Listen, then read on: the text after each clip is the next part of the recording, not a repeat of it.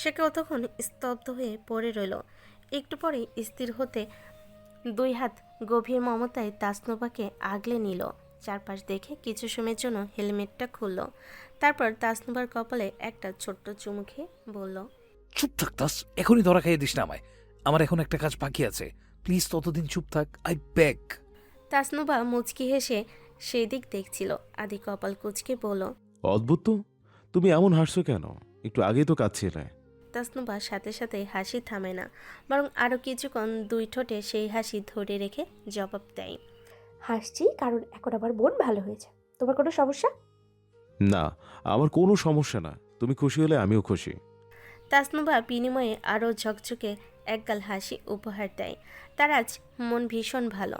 সে তার কাঙ্ক্ষিত মানুষের দেখা পেয়েছে, একেবারে অল্প সময়ের জন্য পেয়েছে। এখন আর তার কোনো দুঃখ নেই। সে আসতে দুঃখরা সব জীবন ছেড়ে পালিয়েছে। তোমাকে এমন হাসি খুশি দেখতে খুব ভালো লাগছে। সব সময় এমনই থাকবে। এই যে থাকবো রে। একটা বল গড়াতে গড়াতে তার পায়ে পর্যন্ত এসে থামলো। তাসনুবা মাথা নামিয়ে সেই বলটা দেখল। একটা বাচ্চা দৌড়ে দৌড়ে তার সামনে এলো। দৌড়ঝাঁপে তার শ্বাস উঠে গেছে। তাসনুবা হাসি মুখে বলল, তোমার বল এটা? সে ক্লান্ত হয়ে মাথা নাড়ল। কিছু বলার মতো জোর তার অবশিষ্ট নেই। তাসনুবা বলল, অনেক সুন্দর তো বলটা। আমিও তোমার সাথে খেলতে চাই, আমাকে নিবে? বাচ্চাটা গভীর চোখে তাকে পরখ করলো। খুঁটিয়ে খুঁটিয়ে তার সমস্ত কিছু দেখলো। তার মূল মনোযোগ তাসনুবার হুইলচেয়ারের দিকে। সে গোল গোল চোখে কিছুক্ষণ তাকে পরখ করে আশাহত ভঙ্গিতে বলল, তুমি কিভাবে খেলবে? তুমি তো হাঁটতেই পারো না, দৌড়াবে কি করে? মুহূর্তেই তাসনুবার দুই ঠোঁটের হাসি মিলিয়ে গেল। দু চোখ ভিজে উঠল নোনা জলে। দৃষ্টি ঘোলাটে হলো আচমকা। ঝাপসা চোখে সে দেখল বাচ্চাটা কথা শেষ করে তার পায়ের কাছে থাকা বলটা তুলে নিয়েছে। সে উঠে দাঁড়াতেই আদি বলল, কেন সে খেলতে পারবে না কেন? অবশ্যই সে খেলতে পারবে, তুমি দেখতে চাও? তাসনুবা তার কথার প্রেক্ষিতে কোনো জবাব দিল না। আর কৌতূহলও জাগছে না মনে। সে জানে এগুলো সব আদির মিথ্যা সান্ত্বনা। এসব কথাই ওই বাচ্চার কথা ভুল হয়ে যাবে না। সে তো ঠিকই বলেছে, তাসনুবা তো হাঁটতেই পারে না, দৌড়াবে কেমন করে? আদি তার কাছ থেকে বলটা টেনে নিজের হাতে নিল। সেটাকে দুবার মাটিতে বাউন্স করে পুনরায় হাতে তুলে তাসনুবা দেখে বলল, চলো বাচ্চা, আমরাও বল খেলবো। কোনো দরকার নেই, আমি খেলবো না। কেন খেলবে না কেন তুমি? চড়া গলায় জানতে চাইল সে। তাসনুবার রাগ হলো। সে মুখ তুলে বিরক্ত হয়ে বলল, কারণ আমি ল্যাংড়া। ল্যাংড়ারা ফুটবল খেলবে কিভাবে? ফুট থাকলে তো হবে না। চুপ, বড্ড বেশি কথা বলো তুমি। ল্যাংডার মানে বোঝো তুমি? যত সব আজগুবি কথা। বড়সড় ধমকটা খেয়েও তাসনুবা কোনো উত্তর দিল না। কেবল টলমল চোখে আদির দিক থেকে চোখ সরিয়ে অন্যদিকে দৃষ্টি নিক্ষেপ করলো। আদির মায়া হলো ভীষণ। সে হাঁটু কেড়ে তার সামনে বসলো। দুহাতে তাসনুবার কোলের উপরে ফেলে রাখা দুটো হাত মুঠ করে ধরল। মোলায়েম কণ্ঠে ডাকলো, বাচ্চা, এই বাচ্চা। তাসনুবা উত্তর দিল না। মুখ খিচে আগে যেভাবে ছিল সেভাবেই পড়ে রইল। আদি আবার ডাকলো, তাসনুবা, এদিকে তাকাও তাসনুবা। ডাকছি যে কানে যাচ্ছে না? সে সাথে সাথেই পাশ ফিল। এই প্রথম আদি তাকে এমন নাম ধরে ডেকেছে। তার অবাক চোখ জোড়া এক নজর দেখেই আদি বলল, পাকিস্তানি বক্তা মনিবা মাজারিকে চেনো? সে দুদিকে মাথা নাড়ল। আদি বলল, অবসর সময় তার ভিডিও দেখবে। সেও তোমার মতো মিষ্টি একটা মেয়ে, তোমার মতো হুইল চেয়ারে করে চলে, তবে কখনো তোমার মতো নিজেকে হেউ করে না। সময় হলে কখনো তার জীবনের গল্প শুনবে, তখন মনে হবে নিজের জীবনে ঢের ভালো। তাসনুবা নাক টেনে টেনে কোনো রকমে বলল। আচ্ছা ঠিক আছে। তার চোখ থেকে দু ফোঁটা পানি গড়িয়ে গাল পর্যন্ত নেমে এসেছে। আদি হাত বাড়িয়ে সেটা মুছে দিল। আশ্চর্য বিষয়, মেয়েটা কাঁদছে অথচ তার ভেতরে যন্ত্রণা হচ্ছে। সে একটা শ্বাস ছেড়ে কারো স্বরে বলল, একটা গ্লাস যার অর্ধেকাংশ পানি আছে, সেটা এক একজনের কাছে এক এক অর্থ বহন করে। কেউ মনে করে গ্লাসটার অর্ধেক খালি, কেউ আবার মনে করে গ্লাসটার অর্ধেক পূর্ণ। তুমি তার কোনোটাই মনে করবে না। তুমি মনে করবে গ্লাসটা ঠিক অতটুকুই পূর্ণ, যতটুকু পূর্ণ হলে তুমি তোমার পিপাসায় মেটাতে পারো। এর বেশি তোমার প্রয়োজন নেই। তাসনুবা ঠোঁট কামড়ে ধরে তার কথা শুনল। আদি স্মিত হেসে বলল, তুমি অপূর্ণ না তাসনুবা। আল্লাহ তোমাকে এতখানি পূর্ণতা দিয়েছে যতখানি তোমার চলার জন্য যথেষ্ট। তুমি কত মিষ্টি একটা মেয়ে। আল্লাহ কি সবাইকে তোমার মতো করে এত সুন্দর করে বানায়? তাসনুবা নাক টানলো, অভিমানী সুরে বলল, আমায় কেউ ভালোবাসে না। সে কি এত বড় মিথ্যা কথা? মিথ্যে না, সত্যি। স্কুলেও সবাই আমাকে ভয় পেত। ওইগুলো সব গাথা। এত সুন্দর কিউট একটা মানুষকে কেউ ভয় পায়? তাসনুবা ফিক করে হেসে দিল, ঠোঁট চেপে বলল। আমি কিউট? আদি তার গাল টেনে বলল, অবশ্যই, অবশ্যই কিউট। এই যে দেখো, আমি একটু পরপর তোমার গালটা নিই। ইসমার গালটা নিই এমন করে? কেন টানি না? কারণ ওইটার গাল শক্ত। কোনো কিউটনেস নাই এই চেহারার ভেতর। তাসনুবা খিলখিল করে হেসে উঠল। ইসমা আদির পা বরাবর ল্যাং মেরে বলল, না, কিউটনেস তো সব তুই আর তোর বাচ্চা কিনে রেখেছিস। আমরা কিউট হব কোথা থেকে?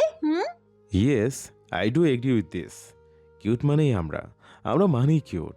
তুই আর তোর ইফাজ হচ্ছিস নবিতা আর শিজুকা। তাসনুবা আরেক দফায় হেসে কুটি কুটি হলো। আদি প্রসন্ন হয়ে তার হাসি দেখল। সে থামতেই শান্ত গলায় বলল, আমি তোমায় ভালোবাসি বাচ্চা। খুব বড় হও জীবনে। চারপাশের মানুষদের ভালোবাসা তোমায় জীবনে মরিয়ে রাখুক, এটাই চাই। তাসনুবা লাজুক হাসলো, মাথা নামিয়ে নিজে পা জোড়া দেখতে দেখতে বলল, থ্যাংক ইউ। ইসমা নাক সিটকায়। আই লাভ ইউ এর জবাবে থ্যাংক ইউ কে বলে সে মনে মনে বিড়বিড় করে। থ্যাংক ইউ না রে বোকা, আই লাভ ইউ টু বল। নবনীতা বাজারে গিয়েছিল। গত সপ্তাহে তরকারি কেনা হয়নি, আজ কিনতে হবে। খুব বেশি কিছু কিনলো না সে, যেগুলো একদম না হলে নয় কেবল সেগুলোই কিনলো। ফিরে আসার পথে একটা গাড়ি পুরোপুরি তার পাশ ঘেঁষে গেল। নবনীতা আঁতকে উঠল, তাল সামলাতে না পেরে ধপ করে রাস্তার এক মাথায় গিয়ে পড়ল। তার হাতে থাকা আলুর প্যাকেট থেকে কয়েকটা আলু রাস্তায় গড়িয়ে পড়েছে। সে বিরক্ত, ভীষণ বিরক্ত। কুচকানো মুখে একবার গাড়িটাকে দেখে আলুগুলো পুনরায় প্যাকেটে নিল। সব কিছু গুছিয়ে উঠতে গিয়ে সে টের পেল সে একা ওঠা তার পক্ষে সম্ভব না।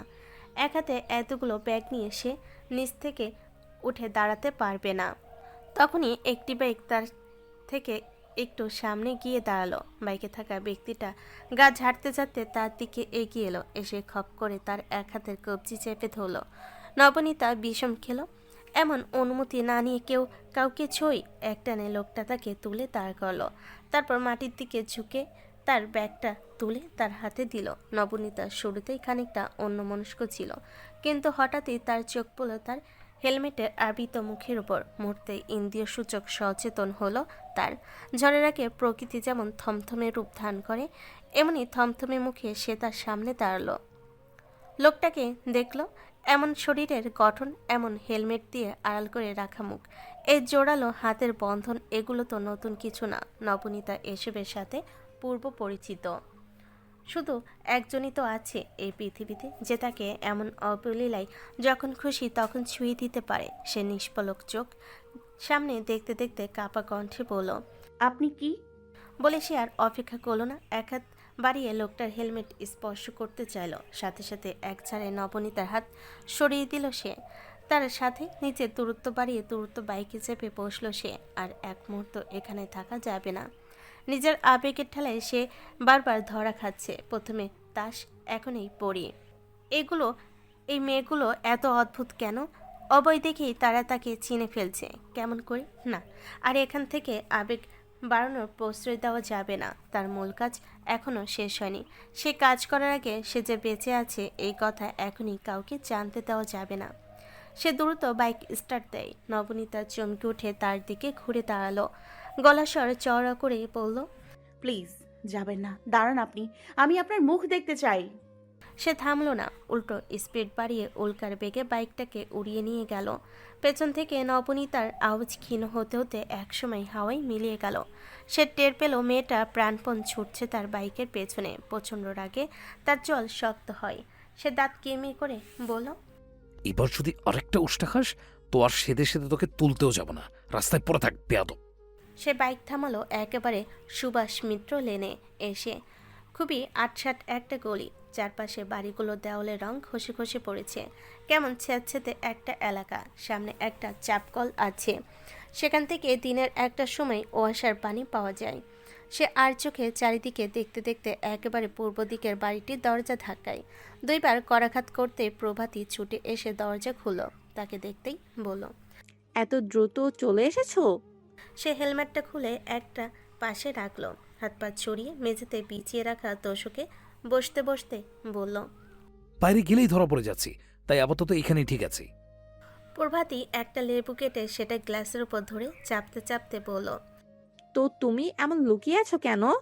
জালাল আর শফিক তো গ্রেফতার করা হয়েছে, তুমি এবার সবার সামনে চলে এলেই পারো। এই প্রস্তাব তার পছন্দ হলো না। সে মুখ কুঁচকে বলল। নেভার। জালাল আর শফিকের কেচ্ছা খতম করার আগ পর্যন্ত আমি কারোর সামনে আসছি না। প্রভাতী গ্লাসের ভেতর পানি ঢালতে ঢালতে বলল। তুমি কি করে তাদের কেচ্ছা খতম করবে? জেলে যাবে তুমি? শার্টের হাতা গুটাতে গুটাতে সে বাঁকা হেসে বলল। তোর কি মনে হচ্ছে তারা এতদিন জেলে থাকবে? তাদের আদৌ কোনো শাস্তি হবে? হবে না বলছো? নেভার। প্রভাতী শরবতে চিনি গুলিয়ে তার দিকে এগিয়ে দিল। বলল। এত কিছু জানি না, কিন্তু নবনীতা আবুকে দেখলে ভীষণ কষ্ট হয় আমার। তোমার অন্তত তাকে জানানো উচিত ছিল।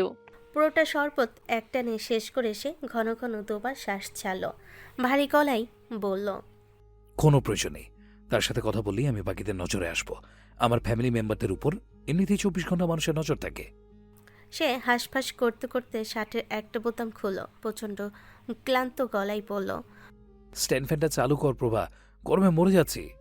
প্রভা দ্রুত সুইচ টিপে ফ্যান চালু করলো। এমনভাবে পাখাটা সেট করলো যেন শুধু সেই বাতাস সেই পায়। স্ট্যান্ড ফ্যানে ঠান্ডা হাওয়ায় আরামে চোখ বুঝতে বুঝতে সে বলল। এসব ঝামেলা মিটলে তোকে একটা সিলিং ফ্যান কিনে দেবো। কি সব স্ট্যান্ড ফ্যান ইউজ করিস তুই? গরমে তো দম বন্ধ হয়ে আসে আমার। কারাগারের সামনে নেতা কর্মীদের ভিড় জমেছে। অল্প বয়সী ছেলে থেকে শুরু করে মাঝ বয়সী লোক সবে এসেছে কাশিমপুর কারাগারে তাদের প্রিয় নেতাদের মুক্তির আনন্দে। বেলা 11টা নাগাদ নত মস্তকে কারাগারের খুপড়ি আকৃতি লোহার গেট অতিক্রম করে বেরিয়ে এলো জালালুর রহমান আর শফিক শিকদার।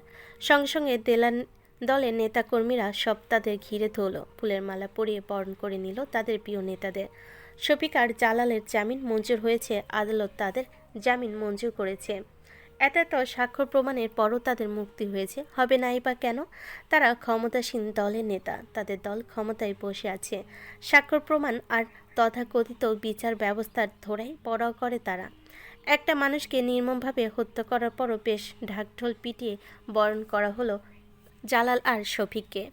এই দেশে সুবিচার বলতে কোনো শব্দ নেই। ক্ষমতা যার হাতে, রায়ের পাল্লাও তার দিকে খানিকটা ঝুঁকে থাকে। তার জন্য সব কিছুতেই বিশাল ছাড় আছে। রাতে ডিস্ট্রিক্ট ক্লাবে জমকালো আয়োজন করা হলো। জালাল, শফিক সহ আরও ডজনখানেক নেতা মদ খেয়ে টাল হলো। নর্তকীদের সাথে নাচ গান, একটার পর একটা মদের বোতল শেষ করতে করতে রাত গভীর হলো। ক্লাব ধীরে ধীরে হালকা হতে শুরু করেছে। উচ্ছনে যাওয়া নরপশুরা তাদের পুরনো খেলায় মেতে উঠেছে। মদ খেয়ে তাল হারিয়ে যার তার গায়ে গিয়ে পড়ছে। চারিদিকে হাই ভলিউমে চলছে গানের শব্দ। নিস্তব্ধ রাতে সেই শব্দ কানে তালা দেওয়ার মতন অবস্থার সৃষ্টি করে। ক্লাবের কর্মচারীরা তখন সারাদিনের হিসেব মেলাতে ব্যস্ত। আর 50 ছাড়িয়ে যাওয়া আধপুরো লোকজন তখন ব্যস্ত নারী শরীরে ভাজে নিজেদের কিশোর খুঁজে নিতে।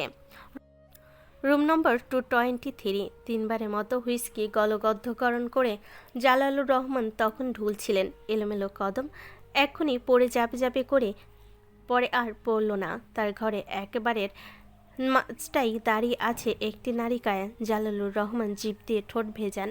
লোভাতুর নজরে এক নজর দেখেন ঘরে উপস্থিত সেই রমণীর দেহ অবয়।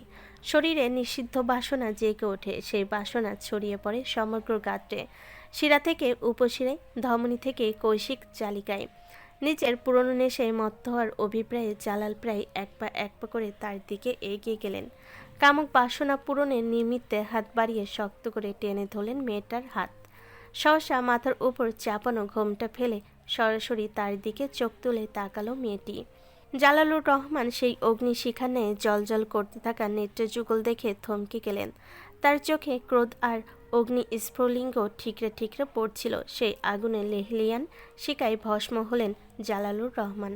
আচমকায় মেয়েটি দাঁতে দাঁত চেপে গায়ে সর্বশক্তি দিয়ে তাকে চড় মারল। এক চড়ে জালালুর রহমান ঢুলতে ঢুলতে মাটিতে গিয়ে আশ্রে পড়লেন। তার কপাল গিয়ে ঠেকল টাইলস বিছানো শক্ত মেঝেতে। গোলা চোখে তিনি এক হাতে কপাল ছোঁয়ালেন। না, আজ মদ একটু বেশি খাওয়া হয়ে গেছে। দু হাতে চোখ কসলাতে কসলাতে তিনি কোনো রকমে মাথা তুলে সামনে দেখার চেষ্টা করলেন।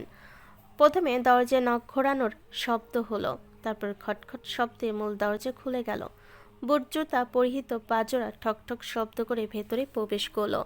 জালাল কেবল তার পাজোড়াই দেখল। তার চোখ ধীরে ধীরে তার পা ছাড়িয়ে একটু একটু করে উপরে উঠে গেল। হঠাৎই তার হাতে থাকা ধাতব বস্ত্রটা দেখে তার বুক ধড়াস করে উঠল। ডিম লাইটের মৃদু আলোতে দাঁতবার সুচালো বস্তুটি চকচক করে উঠল। জালালুর রহমান আটকে উঠে খানিকটা সরে গেলেন।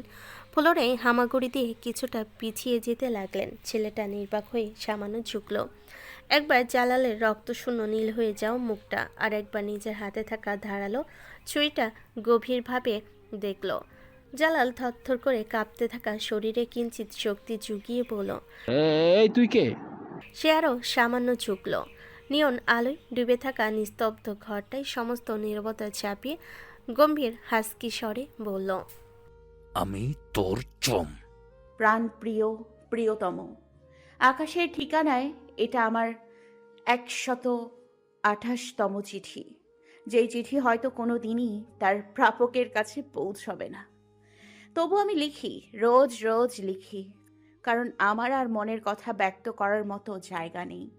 এই কাগজের টুকরোই একমাত্র মাধ্যম যেখানে আমি প্রাণ খুলে মন উজাড় করে নিজের মনের ভাব প্রকাশ করতে পারি। এখন আমি স্বপ্ন দেখি আপনি ফিরে আসবেন, কোনো এক অলৌকিক শক্তি বলে আপনি ফিরে আসবেন, আমাদের আবার দেখা হবে, তাও আবার এই ধরনের বুকেই। আমার বিশ্বাস আপনি বেঁচে আছেন, আমার খুব কাছেই আছেন। যেই বাতাসে আমি শ্বাস নেই ওই বাতাসে আপনারও অস্তিত্ব আছে। সেদিন ক্ষণিকের জন্য আমি যেই মানুষটার দেখা পেয়েছিলাম সেটা আপনি। আপনি বাদে এমন নিঃসংকোচে কেউ আমায় ছুঁতে পারে না। আমি জানি সেটা আপনি। প্রতিটা মুহূর্ত আমি আপনার ফিরে আসার অপেক্ষায় বেঁচে আছি। পৃথিবী কেমন করে চলছে, দিন দুনিয়ার খবর কি, এসব কিছুই আমি জানি না, জানতে ইচ্ছেও হয় না। ব্যবসার দিকেও আজকাল মন বসে না, হয়তো টুকটাক একটু দেখি। প্রথা আর মামি সব করে। চিত্রার মিড টার্ম শেষ হলো কিছুদিন আগে। ইদানিং আমি তাকে পড়াতেও বসাই না। সে পড়লো কি না পড়লো এসবে আমার কোনো খেয়ালই নেই। চেষ্টা তো করি স্বাভাবিক হওয়ার, কিন্তু কিছুতেই পারছি না আরহাম। দম বন্ধ হয়ে আসে আমার। শাস্তি হিসেবে সাময়িক বিচ্ছেদ হলেও তো হতো।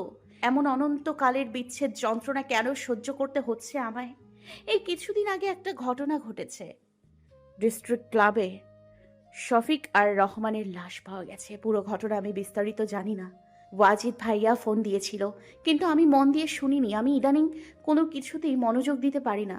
এই অসুখ আমার নতুন যোগ হয়েছে। আমি কিছুতেই ফোকাস করতে পারি না বেশিক্ষণ। ভাষা ভাষা যা কিছু ওয়াজিদ ভাইয়ের কাছ থেকে শুনেছি তা থেকে জানতাম তাদের লাশ নিয়ে ক্লাবের কমন রুমে পাওয়া গেছে। দুজনের হাতেই ছুরি ছিল। কথা কাটাকাটি হয়ে নাকি একজনই আরেকজনকে মেরে ফেলেছে। কি ভয়াবহ ব্যাপার।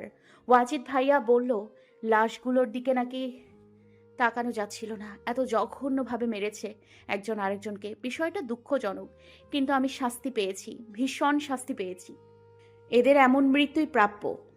সজীব খন্দকারকে তো এরা এভাবেই মেরেছিল। এদের সাথে যা হয়েছে ঠিকই হয়েছে। এদের জন্য আমার একদমই কষ্ট হয় না। আরহাম, ও আরহাম, আপনি কি আমায় শুনতে পান? আপনি কি একটু আমার জন্য দোয়া করবেন? মনে আছে গতবার রোজার ঈদে আপনি আমায় 2000 টাকা সালামি দিয়েছিলেন। এবারও রোজা চলে আসছে, আপনি কি এবার আমায় সালামি দেবেন না? আমি কি এই রমজানে আপনাকে আর কাছে পাবো না? ঈদের নামাজের পর আপনি আমার হাতে বানানো পায়েস খাবেন না? এই এত বড় পৃথিবীতে বাকি জীবন আমায় একাই থাকতে হবে? এটাও কি সম্ভব? দয়া করে আমায় এই যন্ত্রণা থেকে মুক্তি দিন আরহাম। আমি আর পারছি না। এত এত মৃত্যুর মিছিলে বেঁচে থাকাটাই সবচেয়ে বড় যন্ত্রণা। আপন মানুষরা কাছে এসে তাদের ভালোবাসায় আমাদের জীবনটা ভরিয়ে দেয়। তারপর যখন আমরা তাদের অস্তিত্ব ছাড়া নিজেদের অস্তিত্ব খুঁজে পাই না, তখনই তারা হুট করে গায়েব হয়ে যায়। এমন কেন হয়? সবাই কেন আমায় ছেড়ে চলে যায়? আমি কেন সবাইকে ছেড়ে যেতে পারছি না? এই ভয়াবহ একাকিত্বের মাঝে কিভাবে আমি আমার বাকি জীবন কাটাবো? আরহাম, আপনি কি আর একবার আমাকে ভালোবাসি বলবেন? একবার আমায় এই বলে সান্ত্বনা দেবেন যে আমাদের খুব দ্রুতই দেখা হবে। আমি আপাতত সেই সান্ত্বনাতেই বেঁচে থাকতে চাই। নবনীতা বল পয়েন্ট কলমটা বন্ধ করে দুহাত টেবিলের ওপর রেখে সেখানে মাথা ঠেকায়। আর লিখতে ইচ্ছে হচ্ছে না, কেমন ক্লান্ত লাগছে। এক গ্লাস শরবত খেতে পারলে ভালো হতো। চিত্রা একটু পর স্কুল থেকে আসবে। তাসনুভা 2 দিন যাবৎ অনেকবার ফোন দিয়েছে ওই বাড়িতে যাওয়ার জন্য। নবনীতা যাচ্ছে না, ইচ্ছে করে না তার। ওই বাড়িটা দেখলে সে কান্নায় ভেঙে যাবে। ওই বাড়িটা তার কাছে আর মানসিক শান্তির জায়গা না। ওই বাড়িতে পা রাখলে নবনীতা সত্যি সত্যি পাগল হয়ে যাবে। বাড়ির আনাচে কানাচে তার সংসার জীবনের স্মৃতি। নবনীতা ওই স্মৃতিতে এড়িয়ে যাবে কেমন করে? সময় করে। নবনীতা একের পর এক দীর্ঘশ্বাস ছেড়ে চেয়ারে বসে থাকলো। শরৎ শেষে হেমন্ত এসে যাচ্ছে, অথচ তার প্রিয়তম এখনও আসছে না। সে একটা হাত গালের নিচে রেখে ছোট্ট শিশুদের মতো বিড়বিড় করলো। আকাশে মেঘের ভেলা ভাসতে শুরু করেছে। আপনি কবে আসবেন আরহাম? রিমি টুলের ওপর দাঁড়িয়ে আলমারির উপরে থাকা জুয়েলারি বক্সটা হাতে নেওয়ার চেষ্টা করছিল, অথচ বক্সটা এত উঁচুতে যে সে নাগালই পাচ্ছিল না সেটার। সে দুপা আরও উঁচু করলো। বিরক্ত হয়ে একটা গালি দিল। ধুরবাল, ধরতেই তো পারছি না। অজিত ঘরে ঢুকে এই দৃশ্য দেখে চেঁচিয়ে উঠল। দৌড়ে এসে বলল, রিমি, করছো কি তুমি? নামো নামো, এক্ষুনি নামো। রিমি ভরকে গেল ভীষণ। তবদা খেয়ে বলল, কেন কেন, কি হয়েছে?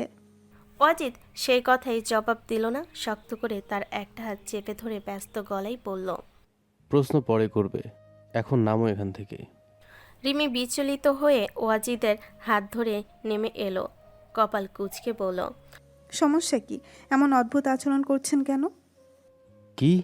আমি অদ্ভুত আচরণ করছি? তুমি এই অবস্থায় এমন টুলের ওপর উঠেছো কেন সাহসে? কেমন অবস্থা? আমার কি হয়েছে?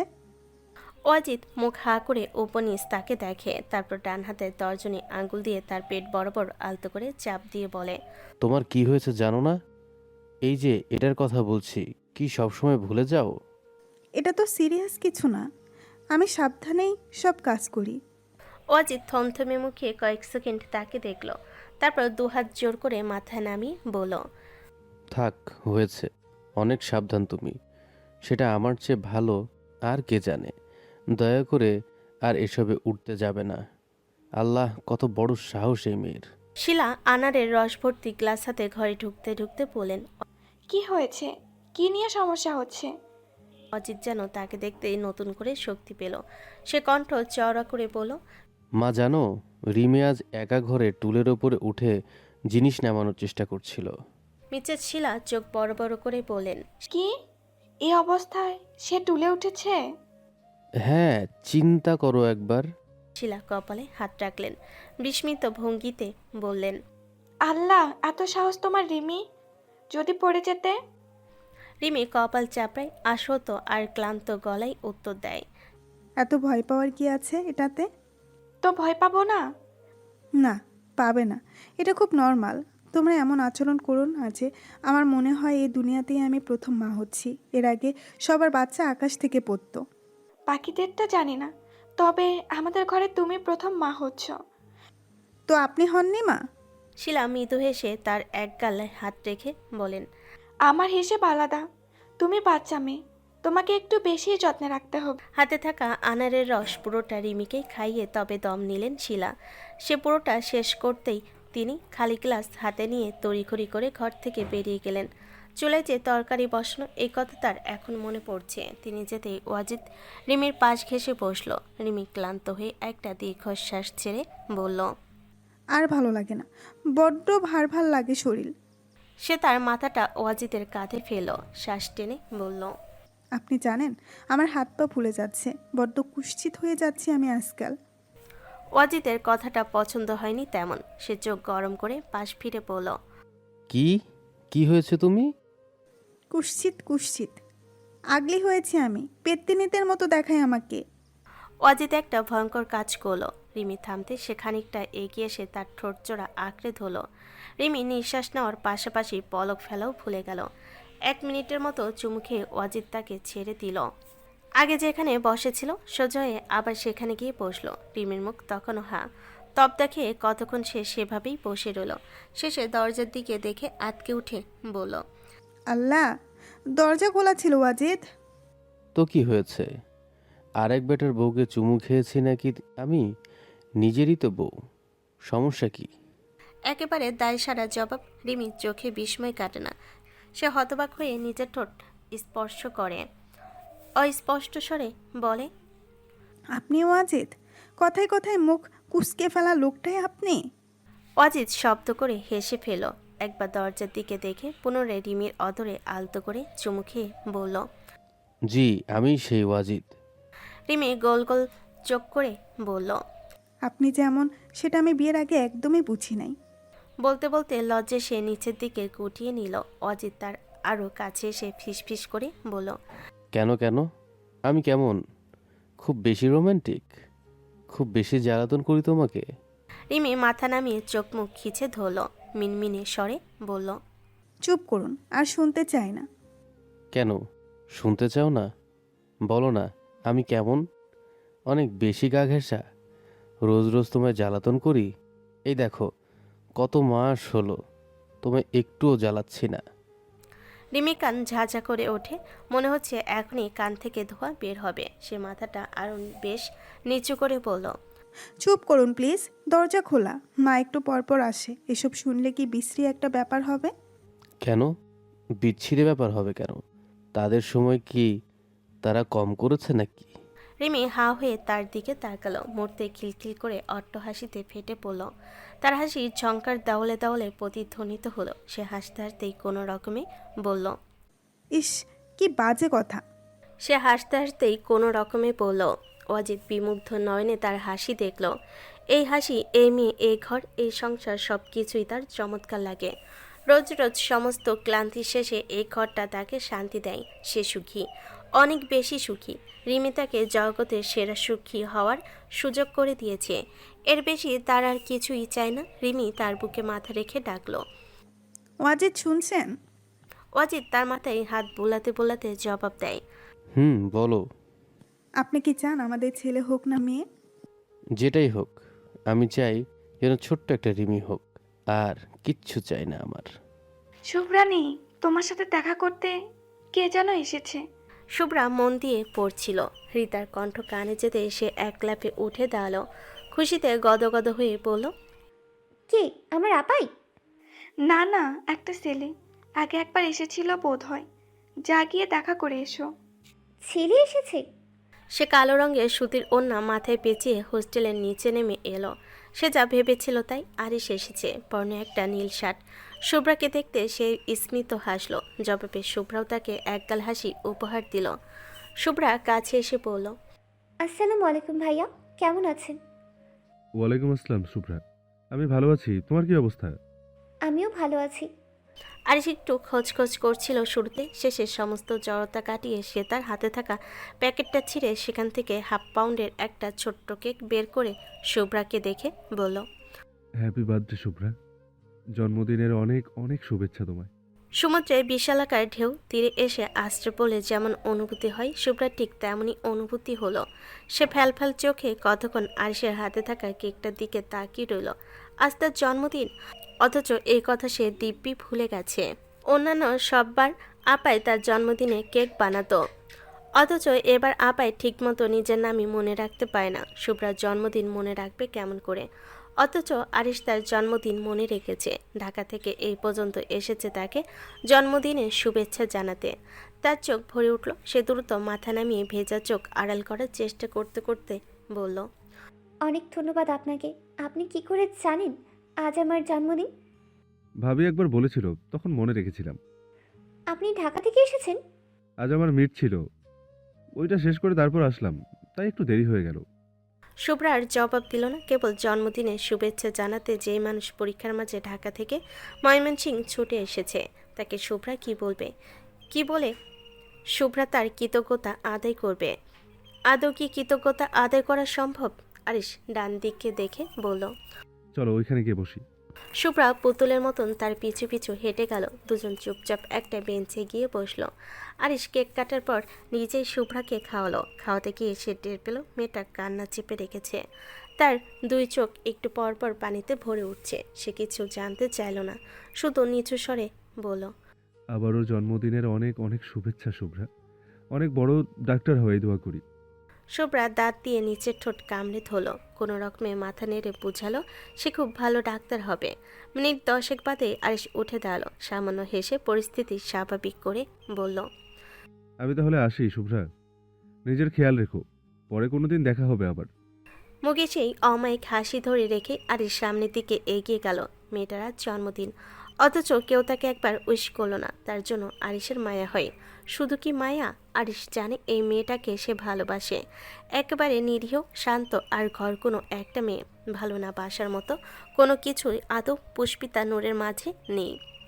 আরিশ, পেছনে থাকা নারী কণ্ঠটি অকমর্ষাদ গলা উঁচিয়ে চেঁচিয়ে উঠল। আরিশের কদম থমকে গেল, সে অবাক হয়ে পেছনে ফিরল। সে ঘুরে দাঁড়াতে শুভ্রা দিকবিদিক ভুলে তার দিকে ছুটে গেল। গুনে গুনে 6 সেকেন্ড পর শুভ্রা তীব্র বেগে ছুটে এসে তার প্রশস্ত বুকটাই আছড়ে পড়ল, শক্ত করে জড়িয়ে ধরল তার পিঠ। আরিশ প্রথমে কয়েক সেকেন্ড স্তব্ধ হয়ে দাঁড়িয়ে রইল। ঘটনাটা মস্তিষ্কে জায়গা নিতে বেশ সময় লাগলো তার, কিন্তু যখন শুভ্রা হেসকি তোলার কান্নার শব্দ তার কর্ণকুহুরে এসে ধাক্কা খেল, তখনই সে স্বয়ংবিদ ফিরে পেল। ভীষণ আশ্চর্য হয়ে বলল, কি হয়েছে শুভ্রা, এভাবে কাঁদছো কেন? শুভ্রা তাকে আরো শক্ত করে জড়িয়ে ধরল, একেবারে তার শরীরের সাথে মিশে যেতে যেতে ধরা গলায় বলল, জানি না, কিচ্ছু জানি না। আপনি এভাবেই দাঁড়িয়ে থাকুন, প্লিজ কিছুক্ষণ এভাবেই দাঁড়িয়ে থাকুন। আরে সত্যি সত্যি কিছুক্ষণ মূর্তির ন্যায় ঠায় দাঁড়িয়ে থাকলো। শেষে কোনো রকমে একটা হাত তুলে শুভ্রার পিঠে রাখলো। একটু পরে আরেকটা টের পেল, সে হাত রাখতেই মেয়েটা আরও জোরে ফুঁপিয়ে উঠল। এক পশলা বৃষ্টি এসে ভিজিয়ে দিল আরিশের সমস্ত শরীর, সঙ্গে ভেজালো তার বুকের সাথে প্রগাঢ়ভাবে মিশে থাকা মেয়েটিকে। আরিশ তাকে আরও একটু শক্ত করে জড়িয়ে ধরল, আনন্দ স্বরে বলল, কাঁদে না শুভ্রা, জন্মদিনের দিন কাঁদতে নেই। শুভ্রা তবুও তার কথা শুনল না। কান্নার ফাঁকে এক হাতে তার শার্ট খামচে ধরল, বাচ্চাদের মতন নাক টানতে টানতে ভাঙ্গা গলায় বলল, আমি কাঁদবো, আপনার সমস্যা কি? আপনি শুধু আমার ধরে রাখুন, আর কিচ্ছু চাই না আমার। মাগরিবের ওয়াক্ত শেষ হয়েছে একটু আগে। পশ্চিম আকাশে রক্তিম আভা পড়ে ঢাকা পড়েছে রাতের আধারে। পাখিরা সব নীড়ে ফিরে যাচ্ছে।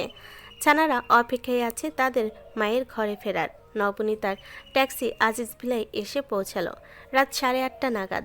গাড়িটা মূল ফটক অবধি আসতে নবনীতার ক্লান্তিতে দীর্ঘশ্বাস ছাড়ল। দুপুর 3টায় সে গাড়িতে উঠেছে, অথচ এইটুকু রাস্তা আসতে তার এতক্ষণ সময় লেগেছে। সে গাড়ি থেকে নেমে আঁচল দিয়ে মুখ মুছতে মুছতে বলল, পেছনের ছিটে তোর ব্যাগ আছে শুভি, মনে করে নামিয়ে নিস। কথা শেষ করে সে শান্ত চোখে বাড়ির মূল দরজা দেখে, ওই তো সেদিন কালো রঙের একটা গাড়িতে করে সে এই প্রথম বাড়িতে এসেছিল।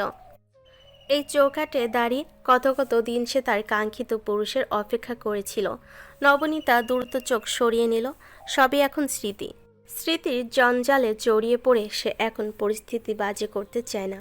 সে তার অস্বাভাবিক আচরণ থেকে মুক্তি চায়। নিজের চিন্তায় নিজেরই হাসি পেল তার। জঞ্জাল? নিজের সংসারের স্মৃতি কি কারো কাছে জঞ্জাল মনে হতে পারে? এই যে এত শখে একটু একটু করে গড়ে তোলা সংসার, এই সংসার তো নবনীতার বড্ড আদরের। কত যত্নে সে আর আরহাম মিলে একটা একটা ইট গেঁথে এই সংসারের ভিত তৈরি করেছিল। এবারে দেওয়ালে দেওয়ালে তাদের আনন্দ, দুঃখ, বিরহ, হতাশা, মান, অভিমান সব আটকে আছে। সে কাছে গেলে সেসবে ঘ্রাণ পায়। নবনীতা চোখ বন্ধ করে শাড়ির দুপাশ চেপে ধরল। আর না, আর এসব ভাববে না সে। ভাবলেই উল্টা যন্ত্রণা বাড়ে। বড় করে শ্বাস টেনে সে বাড়ির ভেতর পা রাখল। যেমনটা করে প্রথমবার পা রেখেছিল, সঙ্গে একটা মানুষ ছিল। তার হাতটা ওই মানুষের হাতের মুঠোই ছিল। নবনীতা চোখ ঘুরিয়ে নিল পুরো বাড়ি দেখে। ওই যে দূরে ডাইনিং টেবিলটা একটুখানি দেখা যাচ্ছে। একেবারে সামনে চেয়ারে বসে নবনীতা অপেক্ষা করত তার জন্য। এই যে কি সুন্দর বসার ঘর। এখানে সোফাগুলোতে বসে নবনীতা কত মুখ ফুলিয়েছে, অভিমান করেছে, রাগ ঝেড়েছে। এই তো ঝকঝকে তকতকে মেঝে। মাঝে মাঝে হুট করে দুজনের ওপর পাগলামি ভর করত। মাঝরাতে কোনো কারণ ছাড়াই দুজন হাতে হাত ধরে নাচত। কোনো স্টেপ নাই, গান নাই, কেবল এমনিতেই হাত পায়ের নাড়াচাড়া। নবনীতা হাসলো, চোখ মোছার প্রয়োজন বোধ করল না। সে সিঁড়ির দিকে এগিয়ে যায়। বাড়ি ফেরার পর নিচ থেকে ভারী গলায় সে মানুষটা ডাকত, পড়ি, এই পড়ি, এক্ষুনি নিচে নেমে এসো। তখনই নবনীতা দৌড়ে দৌড়ে সেই সিঁড়ির ধাপ পার করত। এই বাড়িটা তার খুব প্রিয়। বাড়ির আনাচে কানাচে সে শুধু তার বিবাহিত জীবনের স্মৃতি খুঁজে পায়। অবশেষে সে কাঁপা কাঁপা হাতে লক ঘুরিয়ে তার ঘরের দরজা খুলো। ভেতরটা একদম অন্ধকার, আলো জ্বালানো হয়নি। কেমন গুমট লাগছে সব কিছু। সুইচ চেপে লাইট জ্বালানো দরকার, কিন্তু নবনীতা বাতি জ্বালালো না। আবছা আলোতে এই ঘরের যতখানি দেখা যায় ততখানি দেখল। একেবারে ধীর পায়ে সম্মুখ গতিতে হেঁটে ঘরে মাঝামাঝি জায়গায় গিয়ে দাঁড়ালো। এটা তার ঘর, তার আর আরহামের সুন্দর গোছানো সংসার। সে আনমনে হাত বাড়িয়ে বেডশিটের কভার ছুঁই। সেদিন তার জ্বর হলো। আরহাম সারা রাত তার শিওরে বসে তার সেবা করলো। ব্যক্তি আরহামকে না হয় নবনীতা প্রায়শই কাঠগড়ে এনে দাঁড় করাতে পারে, কিন্তু স্বামী আরহামকে সে কেমন করে বিচার করবে? সে অনুভব করলো এই সম্পর্ক ভালোবাসার দৌড়ে আরহাম তাকে অনেক আগে পেছনে ফেলে দিয়েছে। সে কখনোই অমন করে তাকে ভালোবাসতে পারেনি যেমন করে আরহাম তাকে ভালোবেসেছে। তার আফসোস হয়, অনুতাপ বাড়ে। আর যদি কখনো সুযোগ হয় তবে অনেক অনেক ভালোবেসে সে আরহামকে হারিয়ে দিবে। সে চুপচাপ গিয়ে খাটের সাথে হেলান দিয়ে মেঝেতে বসলো। দুহাঁটু ভাঁজ করে তার মাঝে মুখ গুজলো। আবার শরীর ভার ভার লাগছে, মাথা ঘুরছে ভীষণ। আসার সময় অন্তত পাখাটা চালু করে আসা উচিত ছিল। সে আর উঠল না। এই অবস্থাতে কতক্ষণ টাইলসে বেছানো মেঝেতে বসে থাকলো। পরি, ফ্লোরে বসেছো কেন? কত ঠান্ডা ফ্লোর, উঠে এসো এখানে। আসবো না, আসলেই আপনি আবার নাই হয়ে যাবেন। বলে সে আরও একবার হাসলো। সে জানে সে হ্যালুসিনেট করছে। এই ঘটনা রোজ রোজই ঘটে। সে দেখে আরহাম এসেছে, কিন্তু সে তার কাছে গেলেই আবার নাই হয়ে যায়। এখন এই ভ্রমটাও তার কাছে ভালো লাগছে। এত ক্ষণিকের জন্য ভালো থাকা যায়, সুখে থাকা যায়, এতে মন্দ কি? সে খাটের এক কোণে মাথা রেখে এক মনে তাকে দেখলো। সামনে দাঁড়ানো পুরুষালী অবয়টা আবারও অসন্তোষ প্রকাশ করে বলল, নিজের ব্যাপারে বড্ড উদাসীন তুমি। কারণ আপনি আমার ব্যাগের খুব যত্নশীল। একটুও কলপেক্ষপণ না করে উত্তর দিল নবনীতা। অবয়টা আরও এক ধাপ এগিয়ে আসে, হাঁটু গেড়ে তার সামনে বসে তার চোখে চোখ রাখে। নবনীতা চমকে খানিকটা। এত কাছাকাছি তো কখনো সে আসেনি তার। এই মুখ, এই চোখ, এই ধারালো চোখের দৃষ্টি আগে তো এত স্পষ্ট ঠেকেনি তার কাছে। তার ঠান্ডা হাতে কিছু একটা অনুভব হতেই সে লাফিয়ে উঠল। দেখতো তার একটা হাত সামনে থাকা মানুষটার উষ্ণ খড়খড়ে হাতের ভাঁজে বন্দি। নবনীতা চূড়ান্ত রকমের আশ্চর্য হয়। তবদা খেয়ে বলে, আপনি সত্যিই আমায় ধরেছেন? আরামের হাসি পেল ভীষণ। সে অন্য হাত দিয়ে ভর দিয়ে সামান্য এগিয়ে এসে নবনীতার আর্দ্র গালে চুমু খেয়ে বলল, না, আমি তোমায় চুমু খেয়েছি স্যানোরিটা। নবনীতার চোখ ছলছল করে উঠল, বুক ধরফর করে ওঠে সহসা। সে অবিশ্বাস্য চোখে সামনে তাকায়।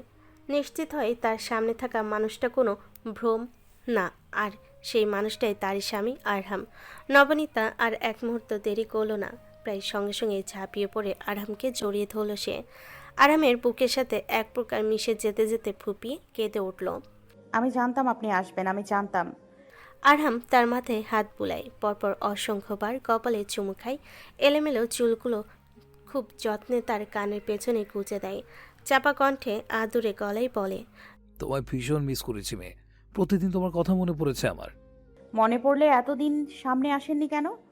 কি করে আসতাম? যে ঝামেলাগুলো শুরু হয়েছিল সেসবের সমাধান না করে কেমন করে আসতাম? নবনীতা নিজেকে আরো বেশি গুটিয়ে নিয়ে বলল। সবাই বলেছে আপনি নাকি নেই।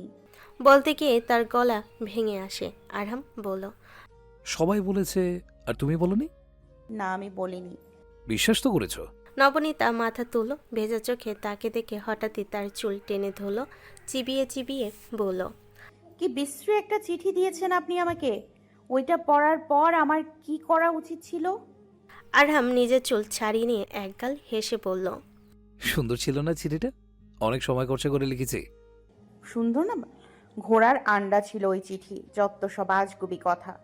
তুমি যখন চিঠি পাবে আমি তখন অনেক দূরে। ফালতু চিঠি একটা। বলতে বলতে তার রাগ ধরে গেল। আরহাম হো হো করে হেসে উঠে বলল, কি সর্বনাশ, তুমি গালি দিচ্ছ? চিঠি লিখেছেন এমন গালি খাওয়ার মতো। আর সেই চিঠি পড়তে পড়তেই নাকি তুমি আতপাগল হয়েছো? চুপ করেন, বড্ড বেশি বকবক করেন আপনি। নবনীতা একেবারে তার বুক বরাবর মাথা রাখল। আরহাম শীতল কণ্ঠে বলল, বড্ড উদাসীন থাকো তুমি আজকাল। শরীরের অবস্থা তো শোচনীয়। আপনি তো এসেছেন, এখন যত্ন করে আবার সব ঠিক করে দিন। সে তার বন্ধন আরও গাঢ় করে, কান্না থামিয়ে কোনো রকমে বলে, বিশ্বাস হচ্ছে না আমার, আপনি এসেছেন। আমি একটু কাঁদি আপনার বুকে মাথা রেখে। একেবারে করুণ সুরে আবেদন আরহাম জবাব দিল। আচ্ছা ঠিক আছে, কাঁদো। সে সত্যি সত্যি কাঁদল, কতটা সময় সে নিজেও জানে না। সে একটু শান্ত হতেই আরহাম বলল, হয়েছে কান্না? আপনি আদর দিচ্ছেন না কেন আমাকে? অন্য সময় আমি কান্না করলে আপনি আদর করেন। আরহাম লটকানো মুখে তাকে দেখে মাথায় হাত রেখে বলে, উফ সরি, ভুলে গেছিলাম ডার্লিং, তোমার তো আবার আদর দিয়ে দুঃখ শুষে নিতে হয়। নবনীতা হাসল সামান্য। আরাম তার সমস্ত মুখে অজস্র চুমু খেলো, শেষে আদুরে গলায় বলল, চলো এখন নিচে যাই, সবাই আমাদের অপেক্ষা করছে। নবনীতা তাকে আরো শক্ত করে চাপটে ধরল, জোরে জোরে মাথা নেড়ে বলল, না না না, কোথাও যাবেন না, আপনি এখানেই থাকুন। এখানে কি করব? আদর করবেন, আমাকে ভালোবাসবেন। আদর তো করলাম। আবার করবেন, 100 বার করবেন। আচ্ছা করব, এখন আগে খেয়ে আসি, চলো। না আমি যাব না। তুমি খাবে না? আমি খাবো। তো নিচে না গেলে কি করে খাবে? এখানেই খাবো, আদর খাবো আমি। আরাম হাঁ করে তার কথা শুনল, শেষে শব্দ করে হেসে উঠে বলল, সিরিয়াসলি? তোর বয়স কত বলি? কি সব বাচ্চা বাচ্চা কথা বলছো? বয়স দিয়ে আপনার কি কাজ? জামাইয়ের সাথে আহ্লাদ করার কোনো নির্দিষ্ট বয়স নেই। আমি 70 বছরের বুড়ি হলেও এমন আহ্লাদ করব। আপনার কোনো সমস্যা? না, আমার সমস্যা নেই, কিন্তু তোমার যখন 70 বছর হবে তখন আমি তোমার আহ্লাদ পূরণ করার অবস্থায় থাকবো বলে তো মনে হচ্ছে না। দেহটা থাকবে মাটিতে আর রুহুটা আসমানে। নবনীতা মাথা তুলল, চোখ কটমট করে বলল, বেশি কথা বলেন আপনি, চুপ থাকেন একটু। আরহাম চুপ হলো, একটু পরে আবার দুস্তামি করে বলল, সারা রাত আদর করতে হবে? হ্যাঁ, রাত দিন 24 ঘন্টা। ইস, আচ্ছা তাহলে দরজা লক করে আসি, তারও। নবনীতা আলতো করে তার বুকে একটা ঘুষি মেরে বলল, ছি, ওইসব কিছু বলিনি। আমি ওইসবই বুঝেছি। আপনার মাইন্ড নোংরা। আরে বাবা, তোমার মাইন্ড তো কত ভালো। জামাই এতদিন পর সামনে এসেছে, কোথায় তুমি তার সেবা যত্ন করবে, তার তোষামত করবে, তার জন্য রান্না বান্না করবে? তা না, তুমি পড়ে আছো নিজের আদর খাওয়া নিয়ে। পিয়াদব কি আর সাধে বলি? নবনীতা তার বুকের সাথে মিশে থেকে মুচকি হাসল, বড় করে একটা শ্বাস টেনে বলল, আমি বিয়াদ্দবি ভালো। চায়ের কাপটা অনেকক্ষণ ধরে সেভাবে পড়ে আছে, বিষয়টা চোখে পড়তেই সানাউল হক বললেন, আরে কি হলো, চাটা নাও না, ঠান্ডা হচ্ছে তো। আরাম একবার কাপটার দিকে দেখে আরেকবার, তারপর হাত কষলে বলল, না আঙ্কেল, আজ খেতে ইচ্ছে হচ্ছে না। সানাউল আর তাকে জোর করলেন না, নিজের কাপটায় একটা চুমুক বসিয়ে বলেন, তো একবার খুলে বলো সেদিন কি হয়েছিল। সোফায় একটা কুশন কোলের ওপর রেখে আরাম ঠান্ডা গলায় বলেন, সেদিন গাড়িতে আমিও ছিলাম, কিন্তু অ্যাক্সিডেন্টের সময় গাড়িতে 6 জন না 7 জন ছিল। আমরা কাশিমপুরে যাওয়ার পথে একজন হাবিলদারের দেখা পাই। তার গাড়ি নষ্ট হয়ে গিয়েছিল বলে সেও আমাদের গাড়িতে চড়ে বসলো। এর মাঝে রাস্তায় একবার গাড়ি থামানো হয়েছিল, গাড়ির নাকি কি সব রিপেয়ারিং করানো লাগতো। তখন সেসব বুঝিনি, তবে যখন আমাদের ড্রাইভার কিছুতেই আর ব্রেক কষতে পারছিল না, তখন বুঝলাম গাড়িটা ব্রেক ফেল হয়ে গেছে। আর ওই মেকানিক নিশ্চিত শফিকদের পাঠানো লোকই ছিল। আমি গাড়ির সবাইকে বললাম, আপনার গাড়ি থেকে ঝাঁপ দিন, বসে থাকলে নির্ঘাত মারা যাবেন। অথচ কেউ সেই সাহস দেখালো না। একমাত্র জিতেন্দ্র নামের একজন সাব ইন্সপেক্টর বলল, জি স্যার, আমি রাজি আছি ঝাঁপ দিতে। গাড়িটা যখন পথারি একটা বিশালাকার গাছের সাথে ধাক্কা খেয়ে দুমড়ে মুচড়ে যাওয়া জোগাড়, ঠিক তখনই আমি আর জিতেন্দ্র কোনো কিছু না দেখে গাড়ি থেকে ঝাঁপ দিলাম। আর তোমার হাত হ্যান্ডকাপ পরে ঝাঁপ দিয়েছিলে? না, গাড়ি ব্রেক ফেল হওয়ার পর জিতেন্দ্র নিজেই আমার হ্যান্ডকাফ খুলে দিয়েছিল। আমি যে নির্দোষ এটা অনেকেই জানত। অমন কঠিন পরিস্থিতিতে দায়িত্বের তুলনায় অনুভূতিদেরই বেশি প্রশ্রয় দিয়েছিল তারা। জিতেন্দ্র বাঁচেনি? না। জঙ্গলে যে লাশ পাওয়া গিয়েছিল এটা তার ছিল? আমি পড়ে যাওয়ার পরেই একটা গাছের ডাল চেপে ধরেছিলাম। জিতেন্দ্র ছিটকে একেবারে নিচে গিয়ে পড়ল। আমার ধারণা সেখানেই তার মৃত্যু হয়েছে। দীর্ঘশ্বাস ছাড়লেন সানাউল হক, চায়ের কাপে আরও একটা চুমুক বসিয়ে বলেন, তারপর তুমি এতগুলো দিন প্রভাতীর ওখানেই ছিলে? প্রভার সাথে থেকেই সব প্ল্যান করেছি। আমি জানতাম প্রভার উপরে কেউ নজর রাখবে না, সুতরাং তার বাড়ির মতো সেফ আর কোনো জায়গায় হতে পারে না। তাই সিদ্ধান্ত নিয়েছিলাম, যতক্ষণ না সবকিছু সত্যি প্রমাণ হচ্ছে আমি ওখানেই থাকব। প্রভাকে আপনার অ্যাড্রেসও আমি দিয়েছিলাম। সেটা অবশ্য আমি বুঝেছি। মেয়েটা যখন আমার কাছে এসে বলল তুমি বেঁচে আছো, আমার তো বিশ্বাসই হচ্ছিল না। যাক, জেনে খুব খুশি হলাম। এখন দেখা করে আরও ভালো লাগছে। তোমার ওয়াইফ ভীষণ ভেঙে পড়েছিল এই কয়দিন। পরি এমনই, ভীষণ টেনশন করে সবকিছু নিয়ে। এখন কেমন আছে নবনীতা? আলহামদুলিল্লাহ ভালো আছে আঙ্কেল। সে ধীরে ধীরে উঠে দাঁড়ায়। সানাউল হক কিছু একটা মনে পড়তে বলেন। খবর শুনেছ? সেদিন নাকি ডিস্ট্রিক্ট ক্লাবে জালাল আর শফিকের কি নিয়ে নাকি ঝামেলা হয়েছিল। পরে একজন অন্যজনকে ছুরি মেরে খুন করেছে। কি বীভৎস দৃশ্য! লাশগুলো যদি একবার দেখতে। আরহাম তার কথা শুনেই অস্বাভাবিক রকমের গম্ভীর হয়ে গেল। মুখের হাসি বিলীন হলো সহসা, একটু কেশে নিয়ে তারপর ঠান্ডা গলায় বলল, এসবে আমি আর মাথা ঘামাই না। রাজনীতি আর রাজনীতির সাথে যুক্ত বিষয়াদি এখন আর আমাকে টানে না। সত্যি সত্যি রাজনীতি ছেড়ে দিচ্ছ? তুমি তো নির্দোষ প্রমাণ হয়েছ। তুমি চাইলে এখনো ক্ষমতায় থাকতে পারো। থেকে লাভ কি? এই সিস্টেমের মধ্যে দিয়ে চলতে গেলে আমাকে ওইসব নোংরামি ডাইজেস্ট করেই চলতে হবে। এতদিন তো সেভাবেই ছিল। সেভাবে থেকেই টের পেয়েছি এই সিস্টেমটা কতটা বাজে। এখানে আমার স্বকীয়তা বলতে কিছু নেই। দলের মেজরিটি যা বলে তাই হবে। আমার মতামতের ধার কেউ ধারবে না। এই রাজনীতি করা মানে তাদের সমস্ত অন্যায় মৌন সম্মতি দিয়ে তাদের পাশে থাকা, যেটা আর আমার পক্ষে করা সম্ভব না। না আমি এসব ডাইজেস্ট করতে পারছি, আর না আমি এদের বিরোধিতা করার মতো সাহসী হতে পারছি। I am afraid of losing my people. আমি কোনো শেকড়হীন মানুষ না যে আমি বুক ভরা সাহস নিয়ে পুরো সিস্টেমের বিরোধিতা করব। আই হ্যাভ রুটস, আমার শেকড় আছে, আমার একটা পরিবার আছে। আমি আমার কারণে তাদের জীবন ঝুঁকিতে ফেলতে পারি না। তারা আমার কাছে খুব মূল্যবান। আমি তাদের নিয়ে খুব বেশি প্রোটেক্টিভ। আমি এদের জীবন নিয়ে জুয়া খেলতে পারবো না। রিয়েলি? মানুষ ভালোবাসা দিয়ে আমার জীবন ফিরিয়ে দিতে পারবে? একটা কথা বলি আঙ্কেল, কিছু মনে করবেন না। আমার মনে হয় বাঙালিদের মতো আবেগী আর ভুলোমনা জাতি পুরো পৃথিবীতে আর দুটো নেই। আপনি খেয়াল করে দেখেন, নিলয়ের মৃত্যুর পর মানুষ প্রথমে এক সপ্তাহ কি পরিমাণ প্রোটেস্ট করলো, কি না হলো দেশে। এরপর সব এমনভাবে শান্ত হলো যেন নিলয় নামের কেউ এই দুনিয়া এক্সিস্টই করতো না। বাঙালি এমনই, এরা মাথায় তুলতেও সময় নেয় না, আবার মাথা থেকে নামিয়ে আছাড় দিতেও সময় নেয় না। আপনি মানুষকে খুশি করার জন্য কখনো কিছু করবেন না। যেটা আপনার ভালো লাগে, যেটা করলে আপনি খুশি থাকবেন সেটাই করবেন। দিন শেষে আপনার খুশি থাকাটাই বেশি গুরুত্বপূর্ণ। মানুষকে খুশি করা দিয়ে কিচ্ছু যায় আসে না, নিজে খুশি থাকলেই হলো। আমি অন্তত এমনটাই ভাবি। আমি যা করেছি নিজের আত্মতুষ্টির জন্য করেছি, মানুষের কাছে হিরো হওয়ার জন্য করিনি। আর আমি নিজের চোখে হিরো হতে বেশি ভালোবাসে। আমার গল্পে আমিই মহানায়ক। পদত্যাগ পত্রটি হাতে নিয়ে আরহাম বিষণ্ণ হাসল। চোখ বন্ধ করলে অসংখ্য দৃশ্য মানুষপটে ভেসে ওঠে। ফাহাদের সাথে তার রেষারেষি, দুজনের দ্বন্দ্ব, এই একটা আসনে ক্ষমতা লাভের জন্য কত কত ছলনা, কত ষড়যন্ত্র, আর সব কিছুর পরিশেষে এই পদত্যাগপত্র।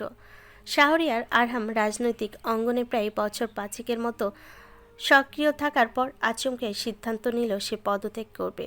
জনগণ তাকে ভীষণ চায়। দল থেকেও সেরকমভাবে কোনো চাপ তাকে দেওয়া হয়নি, সবই স্বাভাবিক। তবু আরহাম সিদ্ধান্ত নিয়েছে সে পদত্যাগ করবে। নির্বাচিত হওয়ার 1.5 বছরের বেশি সময় সে অনুধাবন করেছে এই দেশে রাজনীতি করা আর জীবন নিয়ে জুয়া খেলার ভেতর কোনো ফারাক নেই। আরাম অতটা দুঃসাহসী না, জীবন নিয়ে সে অন্তত দুঃসাহস দেখায় না। সে স্বাক্ষর করার পর পদত্যাগপত্রটি যাবে স্পিকারের কাছে। স্পিকার যদি সেটা গ্রহণ করে তবে সংসদে আনুষ্ঠানিক ঘোষণার মাধ্যমে তাকে সংসদ সদস্যের পদ থেকে অব্যাহতি দেওয়া হবে। আরাম ঘন ঘন শ্বাস ছেড়ে চেয়ারে বসল। একটি সই, তারপর চিরতরে আরাম রাজনীতির অঙ্গন ছেড়ে ছিটকে যাবে। আর কখনো ওই ভিআইপি ট্রানজিট ব্যবহার করা হবে না। আর কিছু না হোক, এটা নিয়ে তার ভীষণ দুঃখ হবে। কত মজা লাগতো যখন সবাই গাড়ি দাঁড় করিয়ে তার গাড়িটা সাঁয় করে এগিয়ে যেত। এখন তো আবার সেই বিজয় সাউনি সিগনালে বসে মরতে হবে। নিজের চিন্তায় নিজেরই হাসি পেল তার। নিজেকে ভীষণ স্বাভাবিক দেখাচ্ছে সে, অথচ ভেতর থেকে তার অসহ্য রকম অনুভূতি হচ্ছে। সে বাবার পথ ধরে হাঁটতে চেয়েছিল, সেটা সম্ভব হয়নি। তার পুরো পেশা পাল্টে যাচ্ছে। এই পার্টি অফিস, এই জনগণ, এই অল্প বয়স্ক ছেলেদের দল আর তাকে ঘিরে ধরবে না। আর কখনোই আরাম সমাবেশ করবে না, অনেকগুলো মানুষের সামনে দাঁড়িয়ে ভাষণ দিবে না। জীবন কত বিচিত্র, কত অদ্ভুত। আরামের গলার কাছে কেমন দলা পাকায় সব কিছু। কাপা হাতে কলমটা তুলে নেয় সে। এই দেশ কি কখনো সুস্থ রাজনীতির মুখ দেখতে পারবে?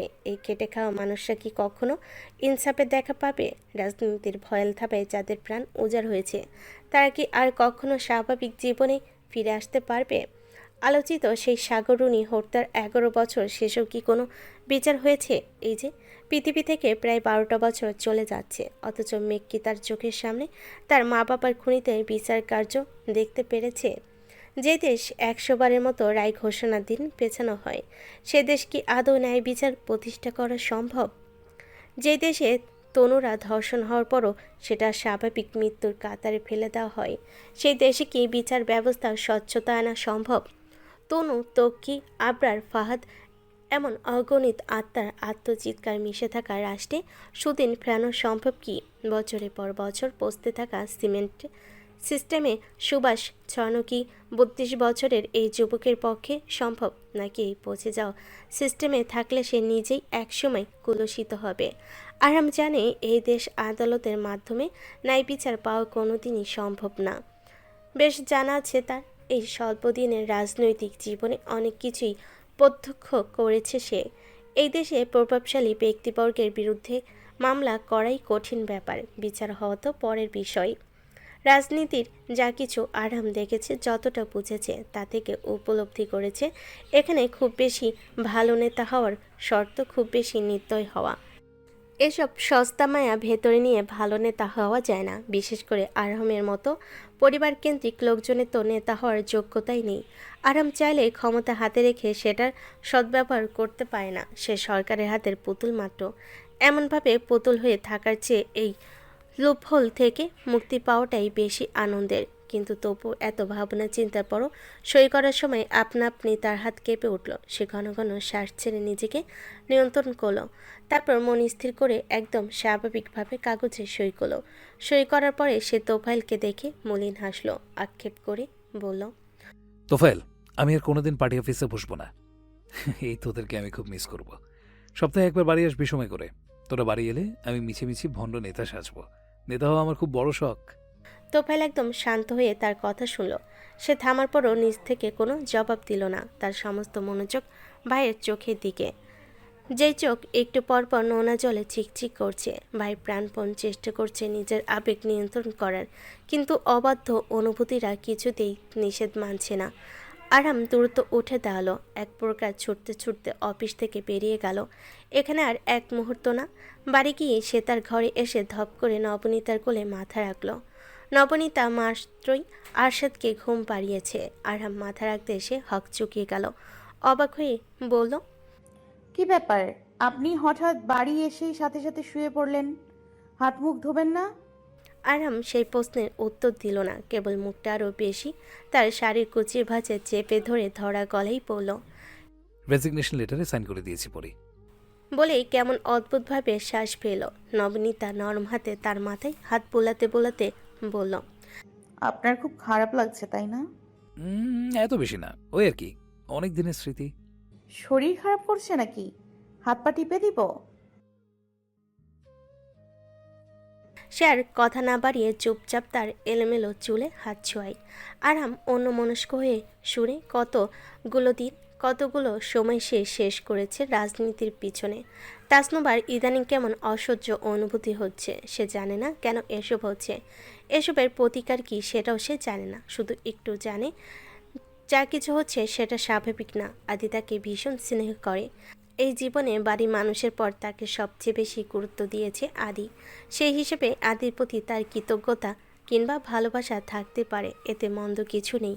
কিন্তু তাসনুবা হঠাৎই টের পাচ্ছে এই ভালো লাগা সম্পূর্ণ আলাদা। যে ভালোবাসার কথা তাসনুবা বড় ভাইয়ের সামনে মুখেও আনতে পারবে না। আদিকে সে তেমন করে ভালোবাসে। এক বিকেলে ইসমা তার কাছে এলো। তার গাল টেনে বলল, কি ব্যাপার, তুমি এত মনমরা কেন? তেমন কিছুটা, এভাবেই। আহা, বলো না। কয়েকদিন ধরে দেখছি তুমি কেমন উদাসীন। সব সময় কি যেন ভাবো, মন খারাপ করে থাকো। কি হয়েছে বলো না। আমার খুব বাজে একটা সমস্যা হচ্ছে আপু। আমি খুব লজ্জিত, একই সাথে কনফিউজডও। আপুকে বলতে পারো কি সমস্যা, যদি কোনো আপত্তি না থাকে তোমার। বিষয়টা আপত্তির না আপু, বিষয়টা লজ্জার। আচ্ছা যাও, তোমায় মুখে বলতে হবে না। আমি নবিতার ঘর থেকে একটু ঘুরে আসি। তুমি একটা কাগজে তোমার মনের অবস্থা সব লিখে দাও। যাওয়ার সময় তোমার লেখাটা আমি সাথে করে নিয়ে যাব। পরে বাসায় গিয়ে পড়বো, কেমন? এই প্রস্তাব তাসনুমার পছন্দ হলো। সে সাথে সাথে খুশি হয়ে হাততালি দিয়ে বলল, হ্যাঁ হ্যাঁ, এটা দারুণ হবে। প্লিজ তুমি এখন বাইরে যাও। বলে সে ইসমাকে দরজার দিকে ঠেলে দিল। ইসমা অবাক হয়ে বলল, আরে আরে দাঁড়াও, যাচ্ছি তো। এমন করে কেউ বের করে দেয়? আদি ঠিকই বলে, তুমি একটা বাচ্চা। আপু প্লিজ যাও তুমি। আচ্ছা আচ্ছা, যাচ্ছি। আর টমেটোর মতো লাল হতে হবে না। তাসনুবা তবুও টমেটোর মতো লাল হলো। ইসমা চলে যেতে সে দরজা ভিড়িয়ে দিয়ে টেবিল থেকে একটা কাগজ হাতে নিল। তারপর খাট থেকে একটা বালিশ কোলে নিয়ে তার উপর কাগজটা রেখে লিখতে শুরু করলো।